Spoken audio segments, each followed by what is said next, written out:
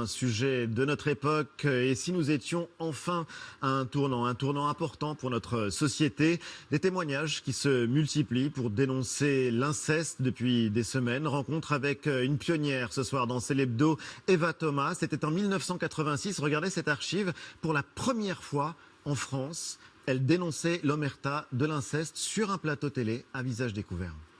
Alors j'ai choisi de parler à visage découvert parce que j'ai envie de sortir de la honte et j'ai envie de dire aux femmes qui ont vécu ça que il faut pas avoir honte de ce qu'on a vécu, et moi je n'ai plus honte de répondre de mon histoire. Évidemment ça ne s'est pas fait tout seul, j'ai donc écrit ce livre, et c'est à cause de ce livre que ce soir je peux être là et que je peux parler tranquillement de mon histoire. On vient de revoir cette archive. Qu'est-ce que vous avez ressenti, Eva Thomas, en la regardant? Je pense au chemin qui a été fait depuis 35 ans. Et ça, je suis très heureuse d'être avec vous ce soir.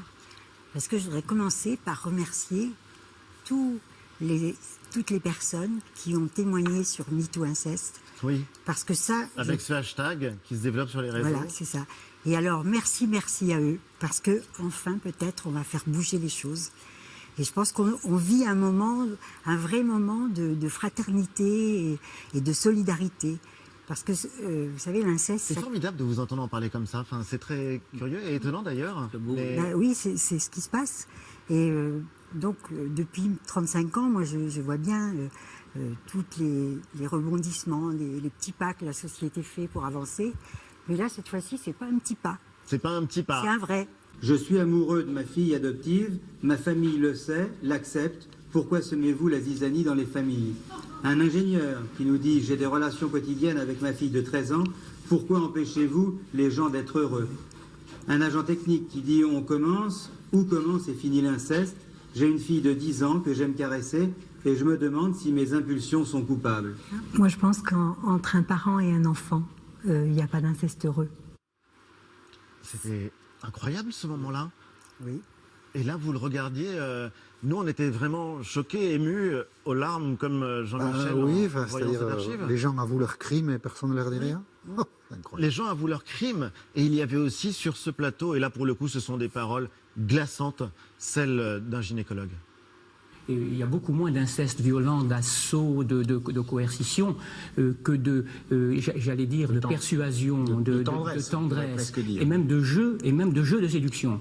Moi, j'ai quelques-unes de mes patientes qui m'ont raconté la première relation incestueuse, et cette première relation incestueuse s'est passée dans des conditions, j'allais dire, romantiques, feu de bois, musique, tendresse. Et une des caractéristiques essentielles de ces victimes de l'inceste, c'est qu'elles crèvent de tendresse, d'une avidité de tendresse considérable.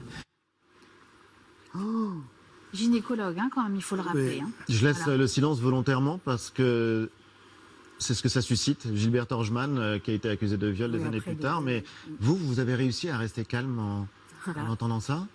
En fait, si vous voulez, à cette époque, c'était un peu tout ce qui se disait. Et voilà, c'est le résultat. Enfin, je veux dire que c'est vraiment... le reflet de cette société-là, quoi. Et pourquoi ça arrive juste maintenant? Pourquoi ça arrive ces dernières années tout de suite? Mais ça vient vraie question qu'on se pose. Oui, mais ça vient après plusieurs années. Moi, je pense que c'est impossible de ne pas relayer ce qui se passe en ce moment au niveau de l'inceste et de la pédophilie entre le livre de Vanessa Springora et celui de Camille Kouchner, de ce qui s'est passé quelques années avec MeToo. Il y a un grand mouvement général de libération de la parole qui est aussi un mouvement de remise en question radicale, plurigénérationnelle, vraiment, de la domination patriarcale. Et c'est ça, les murs du silence sont en train d'être brisés, d'être rompus, parce que les murs de la domination patriarcale, la forteresse de la domination patriarcale est fortement ébranlée.